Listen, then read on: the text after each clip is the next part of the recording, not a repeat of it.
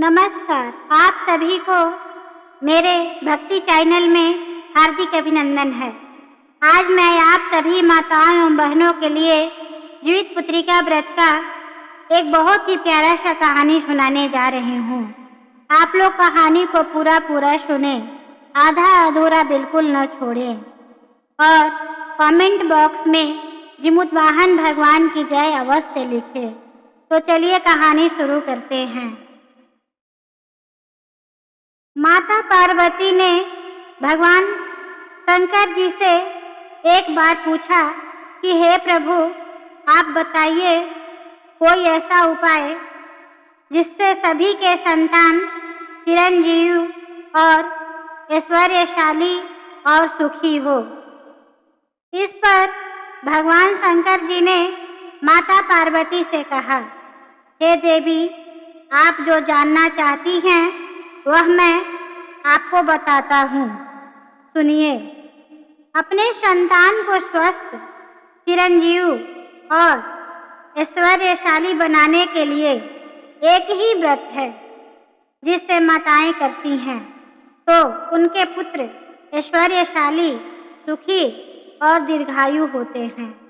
उस व्रत का नाम जीवित पुत्रिका व्रत है।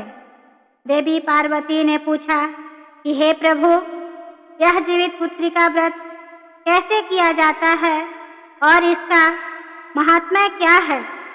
यह कब से प्रारंभ हुआ है, इसकी कथा बतलाइए। यह व्रत कब से प्रारंभ हुआ है, यह भी बतलाइए। तब भगवान शंकर जी ने कहा, हे देवी, यह व्रत संतान की सुरक्षा के लिए किया जाता है। इस व्रत से जुड़ी एक पुरानी कथा है जो महाभारत काल से जुड़ी हुई है। महाभारत युद्ध के बाद अपने पिता के मृत्यु के बाद अश्वत्थामा बहुत ही नाराज था और उसके अंदर बदले की भावना आग में जल रही थी, जिस कारण उसने पांडवों की अनुपस्थिति में कृतवर्मा और कृपाचार्य को साथ लेकर पांडवों के शिविर में गए और शिविर में घुसकर सोते हुए 5 लोगों को पांडव समझकर मार डाला। लेकिन वे सभी द्रौपदी के 5 संतानें थीं। उसके अपराध के कारण दूसरे दिन अर्जुन श्री कृष्ण भगवान के साथ लेकर अश्वत्थामा की खोज में निकल पड़े और उसे बंदी बना लिया। धर्मराज युधिष्ठिर और श्री कृष्ण के परामर्श पर उसके सिर की मणि लेकर तथा केस मुंडकर उसे बंधन से मुक्त कर दिया। अश्वत्थामा ने अपमान का बदला लेने के लिए उत्तरा के अजन्मी संतान को गर्भ में मारने के लिए ब्रह्मशास्त्र का उपयोग किया, जिसे निष्फल करना नामुमकिन था।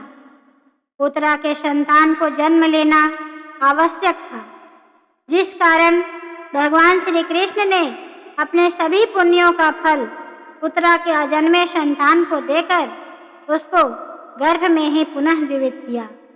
गर्भ में मरकर जीवित होने के कारण उसका नाम जीवित पुत्रिका पड़ा और आगे जाकर यही राजा परीक्षित बना। तभी से इस व्रत को किया जाता है। इस प्रकार इस जीवित पुत्रिका का व्रत का महत्व महाभारत काल से है। संतानों को स्वस्थ, सुखी और दीर्घायु होने के लिए माताएं जीवित पुत्रिका व्रत करती हैं। इसलिए हे भगवान, जैसे आपने उत्तरा के मरे हुए संतान को सुरक्षित और स्वस्थ रखे, ठीक उसी प्रकार सभी माताएं एवं बहनों के बच्चों को स्वस्थ एवं सुखी बनाए रखना, उनका सुहाग बनाए रखना। प्रेम से बोलिए जिमुत वाहन भगवान की जय।